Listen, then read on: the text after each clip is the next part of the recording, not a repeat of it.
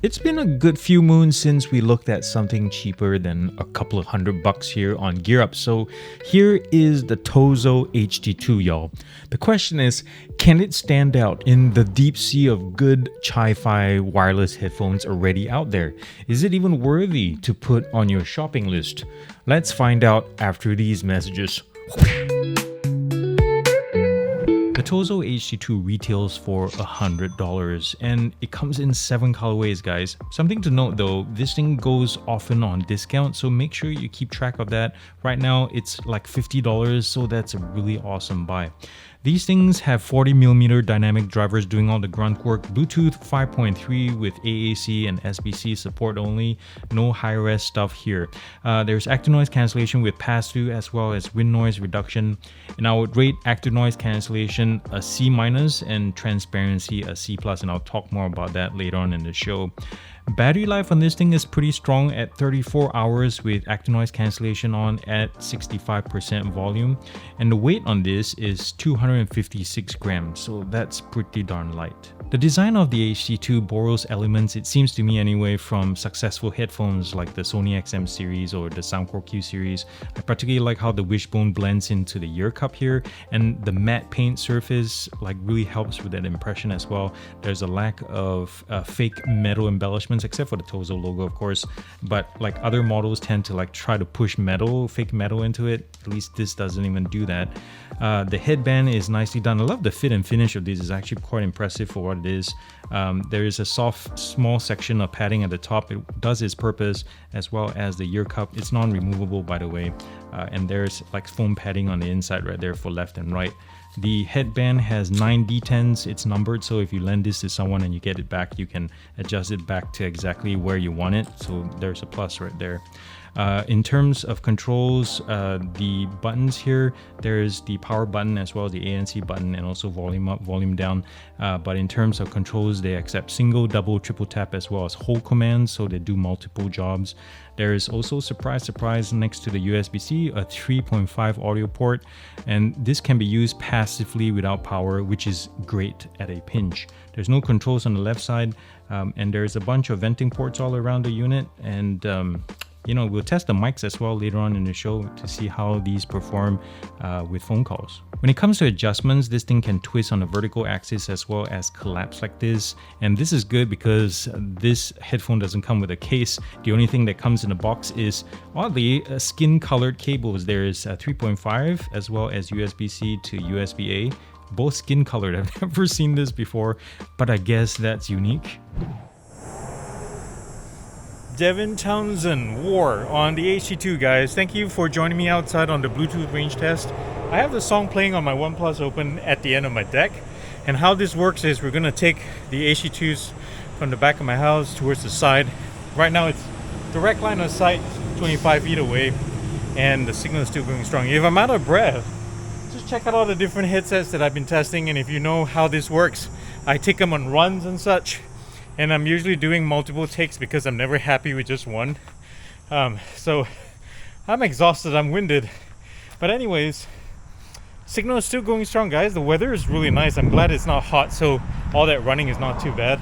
Oh, I just got a slight hint. Oh, there you go. A hint of left-right fluctuation. So I'm gonna call it. We're about 50 feet away from the phone. I'm not sure if the signal goes over the house or around the side or whatever, or through it. But it's not bad for what it is. You can see also now the fit of these over my head. Nice and compact. They hug the skull really well. But one thing I noticed, if you're planning on asking me whether these are good for workouts, running, whatever, not really.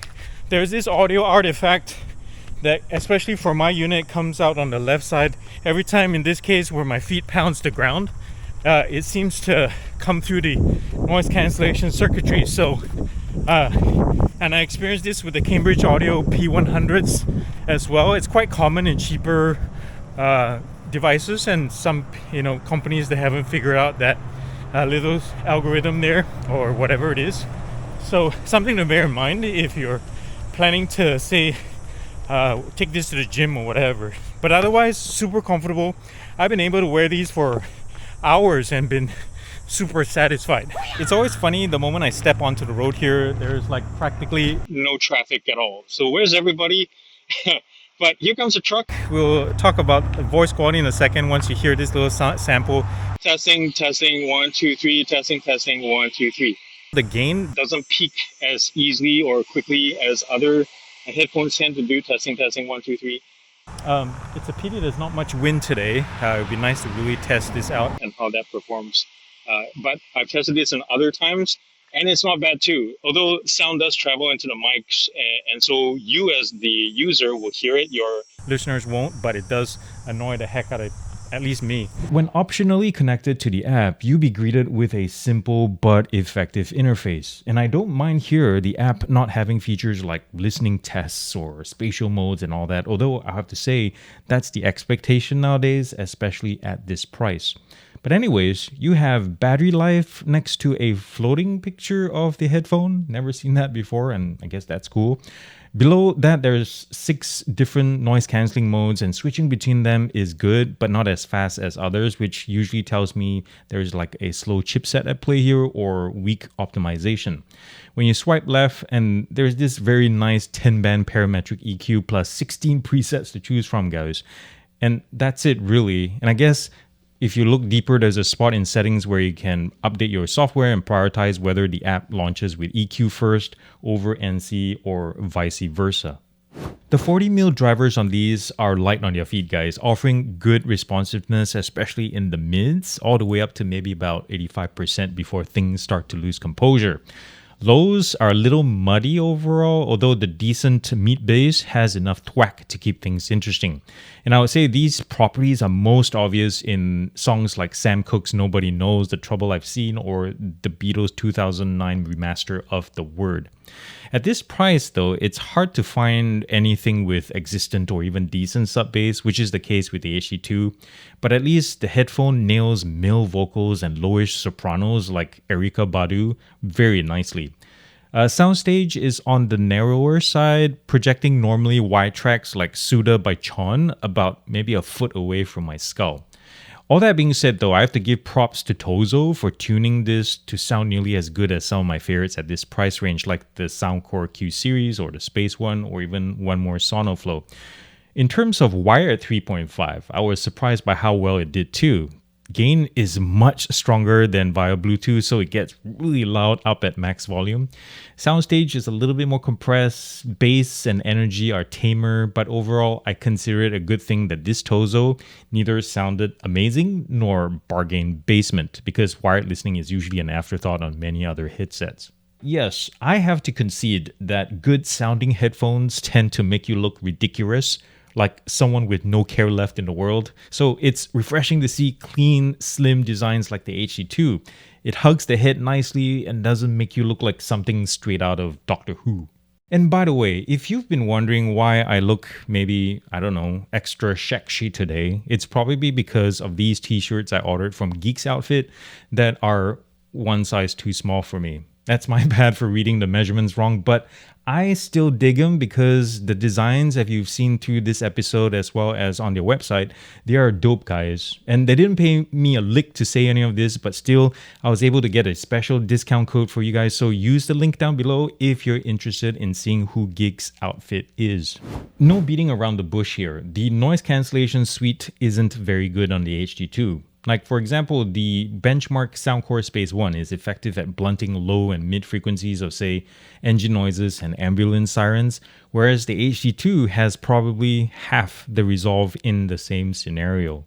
Judging strictly by its cover, the HT2 looks more like a, I don't know, $65, $70 device, so there's that. And I understand that TOZO is a relatively smaller outfit, but when you charge 100 buckaroos for a headphone, folks are expecting slightly more expensive materials and maybe even a case.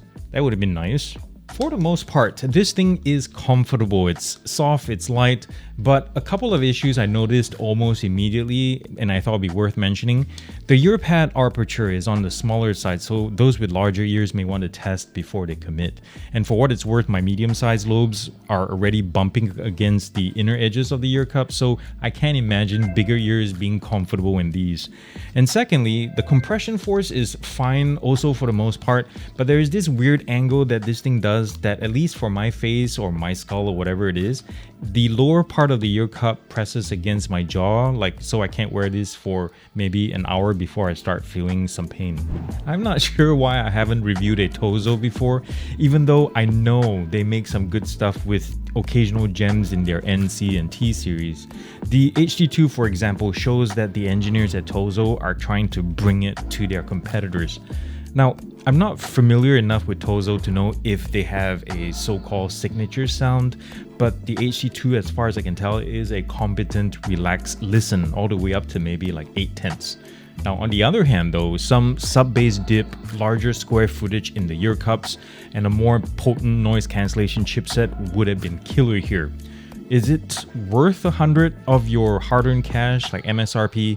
It's a hard no for me, but thankfully the HT2 seems to hit discounts quite often, so if we look at its current sale price of 50 bucks, yeah, it gets a whole lot more tempting. Well, this has been the TOZO HT2 review, and I hope you enjoyed yourselves today, and more importantly, found this video useful. And also thanks to TOZO for sending this to me and for trusting me in making an honest review for you guys. And if you like what you see, if you like to see more content like this, you know what to do. The button's all down below. Thumbs up this video, like it, share this channel with your friends, and also subscribe if you can. That would be super awesome. Thank you very much, and ahead. And also remember to do something loving and kind for somebody in this world, guys, because you know what? The world needs it more than ever, and it starts with you. I love y'all very much. Peace out, and God bless.